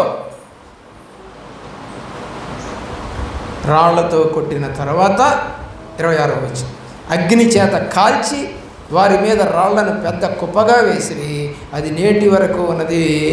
అప్పుడు యెహోవా కోపోద్రేకము విడిచిన వాడై మళ్ళుకొని. యెహోవాకి కోపం తగ్గిందంట. అప్పుడు అంటే పాపాన్ని చంపేస్తేనే కోపం తగ్గుద్ది ఆయనకి. నువ్వు పాపాన్ని అలాగే ఉంచుకొని ప్రభు సన్నిధికి వస్తే కోపం తగ్గుద్దా? తగ్గదు, పోదు. ఒక తల్లి ఒక అల్లుడిని ప్రేమించదు, 3 అల్లుళ్ళు అయితే ఒక అల్లుడిని ప్రేమించదు. ఏంటయ్యా అనంటే, ఎదవది ఎవరినో చేసుకుంది, మా కులం కాదు అందంట. కానీ ఆ కులం కాదు అనుకున్నటువంటి ఆ భార్యాభర్తలు ఇద్దరూ మంచిగా సాఫ్ట్వేర్ ఉద్యోగం చేస్తూ హైదరాబాద్లో బాగా జీవిస్తున్నారు వాళ్ళు. మిగతా వాళ్ళ కులమని చేసుకున్న వాళ్ళేమో గరీబుల్లాగా బతుకుతున్నారు వాళ్ళ ముందే. కానీ అలా చేసుకున్నదని ఆమెని ప్రేమించదు, అల్లుడిని ప్రేమించదు, వాళ్ళ పిల్లల్ని ప్రేమించదు. మా పిల్లలు కాదండి, వాళ్ళు ఎవరినో చేసుకుంది. ఎవరు చేసుకుంది? ఎవరిని చేసుకుంది? కులం కావాలి నీకు. దేవుని యొక్క ప్రేమలో యేసు కులం వద్దు నీకు. లోక కులాలు కావాలి. లోక కులాలు దేవుడి రాజ్యానికి తీసుకెళ్తాయా? రక్షణ వస్తుందా లోక కులాలతో పెళ్లి చేసుకుంటే? ఎవడు చెప్పాడు వస్తుందని? ఎక్కడుంది బైబిల్లో? మొదటి సమూయేలు గ్రంథం 17వ అధ్యాయం 40వ వచనంలో, తన కర్ర చేత పట్టుకొని ఏటి లోయలో నుండి 5 నున్నని రాళ్లను ఏరుకొని తన యొద్దనున్న చిక్కములో నుంచుకొని వడిసెల చేత పట్టుకొని ఆ ఫిలిష్తీయుని చేరుటకు దావీదు పోయెను. ఏం తీసుకున్నాడు? రాళ్ళు తీసుకొని కొట్టడానికి ఎవరి దగ్గరికి వెళ్తున్నాడు? ఫిలిష్తీయుని చంపడానికి వెళ్తున్నాడు. ఫిలిష్తీయుడి శత్రువు. నీ శత్రువైన సాతాన్ని చంపడానికి యేసు ప్రభు అనే బండరాయిని చేతపట్టుకోగలవా? క్రీస్తే ఆ బండరాయి, అది పట్టుకో. ఇప్పుడు పట్టుకుంది దావీదు ఏ రాయి? యేసు ప్రభు అనే బండరాయిని పట్టుకొని పోయాడు. మొదటి రాజుల గ్రంథం. ఫిలిష్తీని చేరువకి వెళ్ళాడు కదా, 49వ వచనం చదువుదాం. 17:49. తన సంచిలో చెయ్యి వేసి అందులో నుండి రాయి ఒకటి తీసి వడిసెలలో విసిరి ఆ ఫిలిష్తీయుని ఎదుట కొట్టెను. ఆ రాయి వాని నుదుట చొచ్చినందున వాడు నేలను బోలపడు. ఎవరిని కొట్టాలి రాళ్ళు తీసుకొని? శత్రువుని. యేసుప్రభు ఏం శత్రువు? మంచి చేసినవాడు శత్రువు ఎట్టవుతాడు? మొదటి రాజుల గ్రంథం 12వ అధ్యాయం 18వ వచనం. తర్వాత రాజైన రెహబాము వెట్టి పని వాని మీద అధికారి అయినటువంటి అదోరామును పంపగా ఇశ్రాయేలందరూ రాళ్లతో అతన్ని కొట్టినందున అతడు మరణమాయి. కాబట్టి రాజైన రెహబాము యెరూషలేమునకు పారిపోవాలని తన రథం మీద త్వరగా ఎక్కి, తప్పు చేసిన వాళ్ళని పాత నిబంధనలో రాళ్ళు తీసుకొని కొట్టి చంపేశారు. పాపం చేసిన వాళ్ళని చంపేశారు. వ్యభిచారం చేసిన వాళ్ళని చంపేశారు. తల్లిదండ్రులకు విరోధంగా తిరిగిన వాళ్ళని చంపేశారు. ఎన్ని లిస్టు ఇప్పుడు చెప్పిన దాంట్లో అన్నీ ఉన్నాయి. 21వ అధ్యాయము రాజుల గ్రంథము, మొదటి రాజుల గ్రంథం 10వ వచనం. నీవు దేవుని రాజును దూషించిదని అతని మీద సాక్ష్యం పలుకుటకు పనికి మాలిన 2 మనుషులను సిద్ధపరచుడి. తీర్పు అయిన మీదట అతని బయటకు తీసుకుని పోయి రాళ్లతో కొట్టి చంపేది, చావగొట్టేశారు. ఎవరితను? యెజెబెలు చంపించింది ఎవరిని? నాబోతు విషయం ఇది. ఎవరినంట? 2 దొంగ సాక్షులు, పనికి మాలిన సాక్షులు. ఒక ఆమె మన చర్చిలోనే ఒకసారి నా దగ్గరికి వచ్చి, డబ్బులు ఇస్తానండి కొంచెం సాక్ష్యం చెప్పడానికి. ఎంతసేపు అంట? కూలీ పనికి వెళ్తే ఒక రోజంతా చేస్తే 1000 రూపాయలు వస్తాయంట. ఆమె అంటుంది, ఆ కోర్టులో వాళ్ళని పిలిచినప్పుడు ఒక 5 నిమిషాలు నించుంటే 1000 రూపాయలు ఇస్తానంట. అమ్మా మాకు తెలియదు, ఎక్కడ దొరుకుతారో పోమంటే నిజంగానే ఆమెకు దొరికారంట. ఎక్కడ? కోర్టు దగ్గరే ఉంటారంట వీళ్ళు. నాకు తెలియదు. ఈ దొంగ సాక్ష్యం చెప్పేవాళ్ళు రెడీగా ఉంటారంట. ఏమండి 4000 3000 ఇచ్చి 3 చేత సాక్ష్యం చెప్పించిందంట. కానీ కుదరలా, ఫలించలా, సాక్ష్యాలు ఫలించలా. అవి ఎవరో పేరు మీకు తెలుసులేండి, నేను చెప్పడం ఎందుకు. దేవుని ప్రేమిస్తున్న ప్రియ బిడ్డలారా, పనికి మాలిన 2 మనుషులు 21:13 ప్రవేశించి అతని ఎదుట కూర్చుండి నాబోతు దేవుని రాజును దూషించినని జనుల సమక్షమున నాబోతు మీద సాక్ష్యము పలకగా వారి పట్టణము బయటకు అతన్ని తీసుకుని పోయి రాళ్లతో సాగాడు. ఇతను కూడా నీతిమంతుడే. ఇతన్ని కూడా బయటికి తీసుకెళ్ళి చంపారు. ఊరుకుంటుందండి దేవుడి యొక్క ఆజ్ఞ? నిరపరాధిని ఒకళ్ళని చంపావు నువ్వు, కాబట్టి దేవుడు వాళ్ళని చంపేస్తాడు. చంపేసి 2 దినవృత్తాంతాల గ్రంథము 24వ అధ్యాయం 20వ వచనం. అప్పుడు దేవుని ఆత్మ యాజకుడకు యెహోవా యూదా కుమారుడైన జకర్యా మీదకి రాగా అతడు జనుల ఎదుట నిలవబడి, మీరెందుకు యెహోవా ఆజ్ఞలను మీరుచున్నారు? మీరు వర్ధిల్లరు. మీరు యెహోవాను విసర్జించిదిరి గనుక ఆయన మిమ్మల్ని విసర్జించి ఉన్నాడని దేవుడు సెలవిచ్చుచున్నాడు అని అనేను. 24, 21వ వచనం కూడా. అందుకు వారు అతని మీద కుట్ర చేసి రాజు మాటను బట్టి యెహోవా మందిరపు ఆవరణ లోపల రాళ్ళు రువ్వి అతన్ని చావగొట్టారు. ఎందుకంటే దేవుని ఆత్మ కలిగిన యాజకుడు యెహోయోదా మాట్లాడుతూ ఉన్నాడు. ఏమని? దేవుని ప్రేమిస్తున్న పిల్లరా, యెహోవా ఆజ్ఞలను మీరున్నారు, వర్ధిల్లరు, విసర్జించారు, మీరు మిమ్మల్ని ఆయన విసర్జిస్తున్నాడు అని చెప్పాడు. విన్నారండి అండి? అయ్యా మేము తప్పు చేసామయ్యా, ఈ బల్లారాధన తీసుకోవడానికి కూడా అర్హులం కాదయ్యా, ఇదిగోనయ్యా ఫలానాయంతో నేను తప్పు చేశాను, కడుక్కుంటున్నా తీసుకుంటున్నావా? బల్లారాధన కడుక్కోకుండా తీసుకుంటున్నావా? పాపము నీలోనే ఉంచుకొని బల్లారాధన తీసుకుంటే ఏ ప్రయోజనం ఉండదని కొరింథీయులకు రాసిన మొదటి పత్రిక 11వ అధ్యాయంలో ఏమని చెప్పాడు? అయోగ్యముగా ఎవరైతే చేతులేస్తారో రోగగ్రస్తులు అవుతారు, కొందరు మరణం అవుతారు అని రాశాడు. మీ ఇష్టం వచ్చినట్టు తీసుకోవడానికి లేదు అది. కానీ ఈరోజున అదే జరుగుతాం. సరి చేసుకోకుండా సరిపెట్టుకుంటూ బల్లారాధనకు వచ్చావా? ఆదికాండం 40వ అధ్యాయం 19వ వచనం. ఇంకా 3 దినములలోగా ఫరో నీ మీద నుండి నీ తల పైకెత్తి మ్రాను మీద నిన్ను వేలాడదీయును, అప్పుడు పక్షులు నీ మీద నుండి నీ మాంసము తినివేయునని ఉత్తరం ఇచ్చాను. తప్పు చేసిన వాడి గురించి యోసేపు జైల్లో ఉన్నప్పుడు పానదాయకులకి దర్శనాలు చెప్పాడు. ఆ దర్శనంలో ఒక్కడిని ఏం చేస్తాడంటే రాజు, ఏమండి, వాడి తలను పైకెత్తి మ్రాను మీద వాడిని వేలాడదీస్తాడు. అంటే వాడి తప్పు రూఢిగా తెలిసిపోయింది, బయటకు వచ్చింది, అందుకని చంపేస్తాడు. రెండో వాడినేమో హత్తుకుంటాడు. 40వ అధ్యాయము 23వ వచనం. అయితే పానదాయకుల అధిపతి యోసేపును ఏమంటే జ్ఞాపకము చేసుకొనక అతన్ని మర్చిపోయాడు. మంచి చెప్పినోడు మర్చిపోయాడు. ఈ సంఘంలో ఎంతోమందికి మంచి చెప్పాము, కొంతమందికి జరిగాయి, మర్చిపోయారు.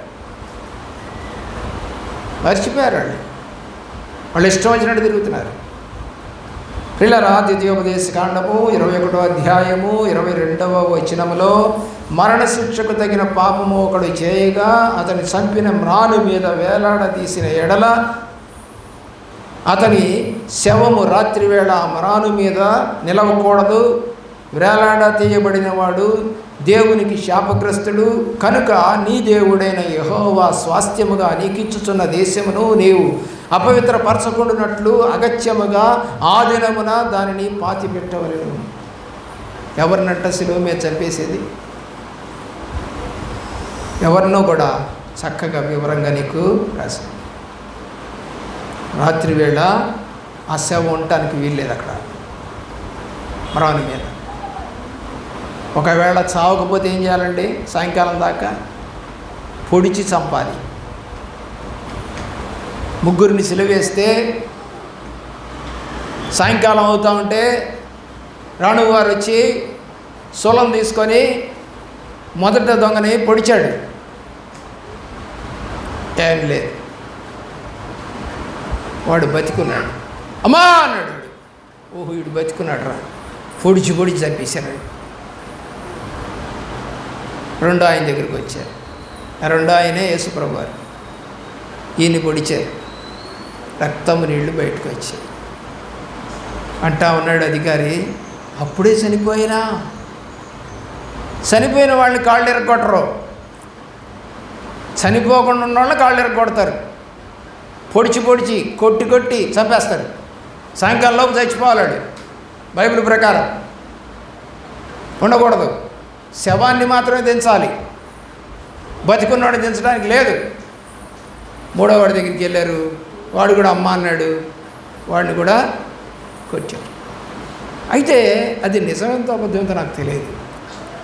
ఎందుకని రైట్ సైడ్లో ఉన్నవాడు దేవుడు చెప్పిన మాట, నేడు నీవు నాతో కూడా పరదైసులో ఉంటావన్నాడు. కాబట్టి వాడు కూడా యేసు ప్రభువులాగానే ముందే చచ్చిపోయి ఉండాలి. కానీ బైబిల్ పండితులు ఇద్దరిని పొడిచారని, ఇద్దరిని కాళ్ళు ఎరగొట్టారని రాశారు. నాకు అదే అర్థం కాలే ఈరోజుకి. కానీ దేవుడు అతనితో చెప్పింది ఏంటంటే, నాతో కూడా నువ్వు పరదైసులో ఉంటావు. మరి పరదైసులో ఉండేటువంటి వాడైతే ఎందుకు వీళ్ళు కాళ్ళు ఎరగొట్టారు? చాలా ప్రశ్నలు వస్తాయి బైబిల్ చదువుతా ఉంటే. నాకు సరదాగా చదవను, బైబిల్ అర్థం చేసుకుంటూ చదువుతా. దేవుని యొక్క ఆ ప్రేమలో మరి శవము రాత్రి మ్రాను మీద ఉండకూడదు. యోహాను రాసిన సువార్త 19వ అధ్యాయము 6వ వచనము, ప్రధాన యాజకులను బంట్రౌతులను ఆయనను చూసి సిలువ వేయము అని కేకలు వేయచ్చు. పిలాతులు ఆయన యందు ఏ దోషము నాకు కనపడలేదు కనుక మీరే ఆయనను తీసుకొని పోయి సిలువ వేయుడని వారితో చెప్పాను. లేవీకాండం 9వ అధ్యాయం 2వ వచనం, అహరోనుతో ఇట్లనెను, నీవు పాప పరిహారార్థ బలిగా నిర్దోషమైన ఒక కోడెదూడను, దహన బలిగా నిర్దోషమైన ఒక పొట్టేలును యెహోవా సన్నిధికి తీసుకుని రమ్మను. ఎవరిని తేవాలి? నిర్దోషమైనటువంటి పొట్టేలు. ఎవరా పొట్టేలు? ఎవరా గొర్రెపిల్ల? యేసు ప్రభువారు.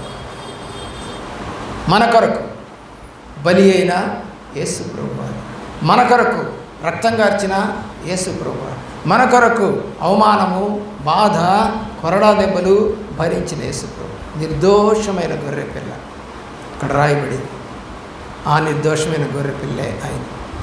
పిల్లరా 9వ అధ్యాయం 3వ వచనం, దేవుని యొక్క ప్రేమలో, మరియు నీవు ఇశ్రాయేలులతో మీరు యెహోవా సన్నిధిని బలి అర్పించినట్లు పాప పరిహారార్థ బలిగా నిర్దోషమైన మేకపిల్లను, దహన బలిగా నిర్దోషమైన ఏడాది దూడను, గొర్రె పిల్లలు బలంగా ఉంటాయండి. యవ్వనంలో ఉండేటువంటి గొర్రెలు బహుబలంగా రుచిగా ఉంటుంది మాంసం. 7వ వచనం, మరియు మోషే అహరోనుతో ఇట్లనెను, నీవు బలిపీఠం వద్దకు వెళ్ళి పాప పరిహారార్థ బలిని, దహన బలిని అర్పించి నీ నిమిత్తమును ప్రజల నిమిత్తమును ప్రాయశ్చిత్తము చేసి ప్రజల కొరకు అర్పణము చేసి యెహోవా ఆజ్ఞాపించినట్లు వారి నిమిత్తము ప్రాయశ్చిత్తం. ఎవరి నిమిత్తం అంటండి? ఎవరి నిమిత్తం అంట? బలిపీఠం దగ్గర దాన్ని అర్పించాల్సింది ఆలోచించి, నీ నిమిత్తము ప్రజల నిమిత్తం. యేసు ప్రభువారు ఎవరి కోసం చనిపోయారు? నీ నిమిత్తము ప్రజల నిమిత్తం, నా నిమిత్తము ప్రజల నిమిత్తం. బైబిల్ రాసింది ఒక్క మాట పొల్లుపోదండి, ఉన్నది ఉన్నట్టుగా జరుగుతుంది. కాబట్టి అది అర్పణగా మన కోసం తన ప్రాణాన్ని అర్పణగా పెట్టాడు ప్రభువారు. ఆలోచన చేసేవారు ఇప్పుడు. సరదాగా ఉంది కదా వాక్యం పెట్టి, నీకు సరదా, ఏదో వింటున్నావు, 2 ముక్కలు ఏదో వెళ్ళిపోతున్నావు. సబ్జెక్ట్ ఎక్కడి నుంచి ఎక్కడికి పోతుంది, ఎక్కడ రాయబడింది, ఎక్కడ జరిగింది, ఎందుకు జరిగింది నీకు లేదు, విచక్షణ జ్ఞానం లేదు.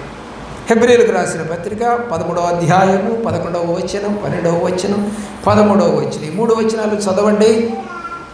వేటి రక్తము పాప పరిహారార్థముగా పరిశుద్ధ స్థలములోనికి ప్రధాన యాజకుని చేత తేబడునో ఆ జంతువుల కళేబరములు శిబిరమునకు వెలుపల దహింపబడను. యేసు ప్రభు వారిని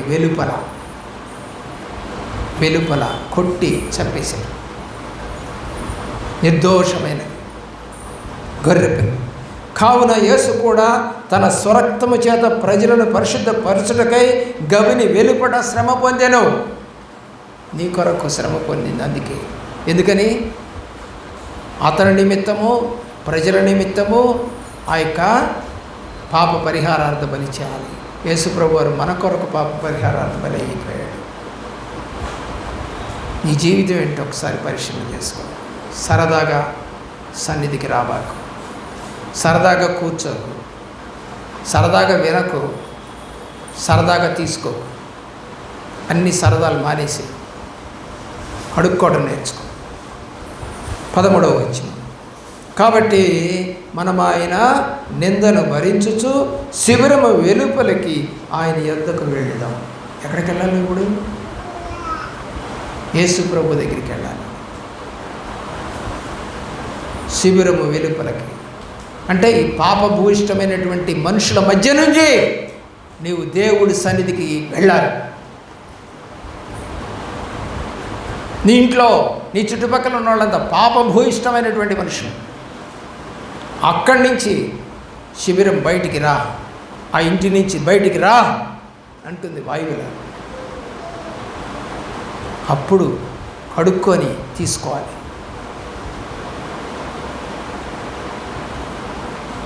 ఎలా తీసుకుంటున్నావో నాకైతే తెలియదు, ఎందుకు తీసుకుంటున్నావో నాకు తెలియదు. ఈ కుటుంబం ఈరోజు వరకు సంవత్సరాలు గడిచిన బలారాధన తీసుకుంటూ ప్రభువులోకి రాకపోవటమే అది నీ పాపం.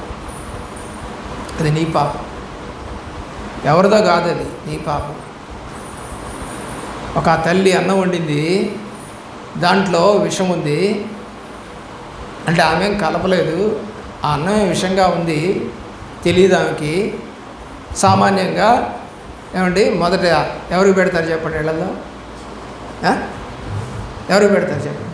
నిజమైనటువంటి మహిళ గృహిణి అయితే, నిజమైన గృహిణి అయితే ఎవరికి పెట్టిందండి? అబ్బా ఎంత బాగా చెప్పింది. అంటే ఎవడు చచ్చిపోవాలి ఇప్పుడు ముందు? చెప్పండి, ఎవడు చచ్చిపోవాలి ముందు? మొగుడు చచ్చిపోవాలి.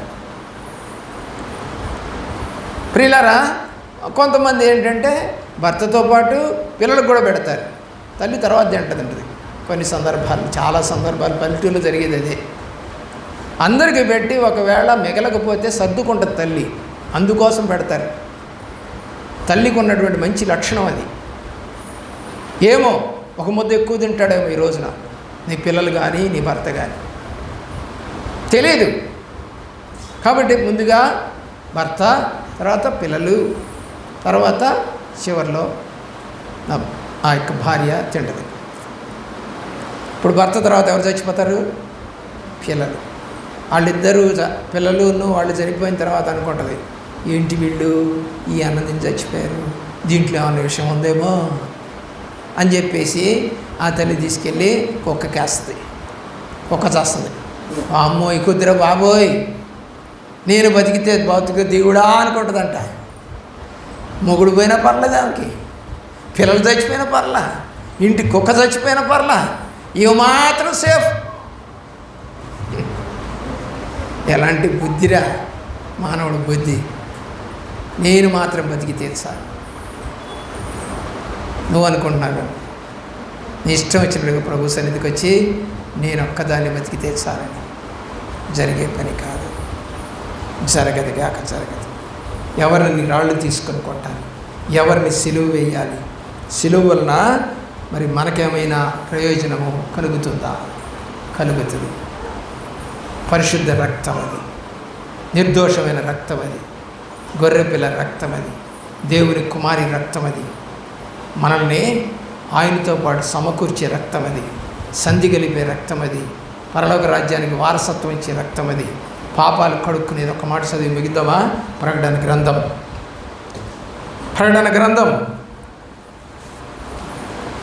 1వ అధ్యాయం 6వ వచనం. 1:6.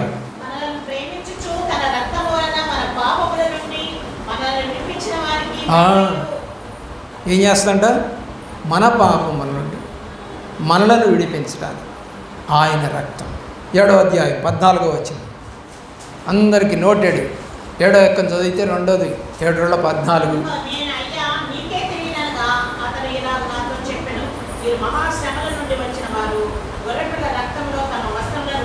ఎవరు వెళ్తారండి దేవుడి దగ్గరికి? ఈ రక్తంలో నీ పాపాన్ని ఉతుక్కున్నప్పుడు వెళ్తావు.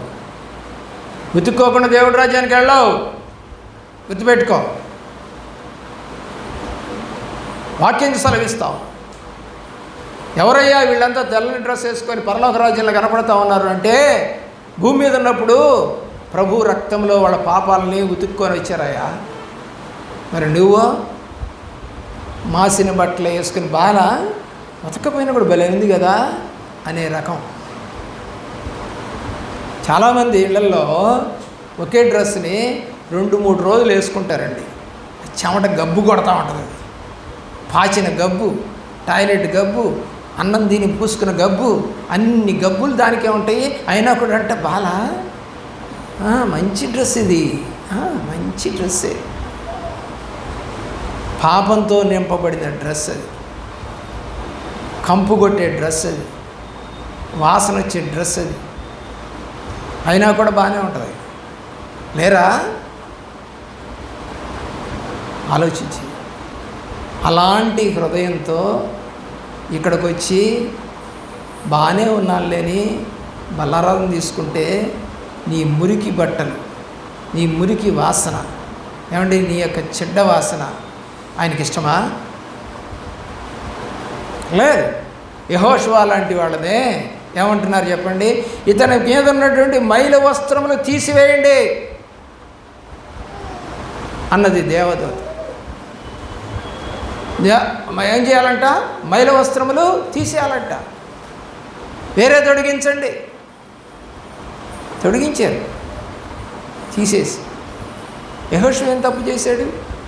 సరే, ఆ సబ్జెక్ట్ వేరు. ఆలోచించి మోకరించు, ప్రార్థన చేసుకో.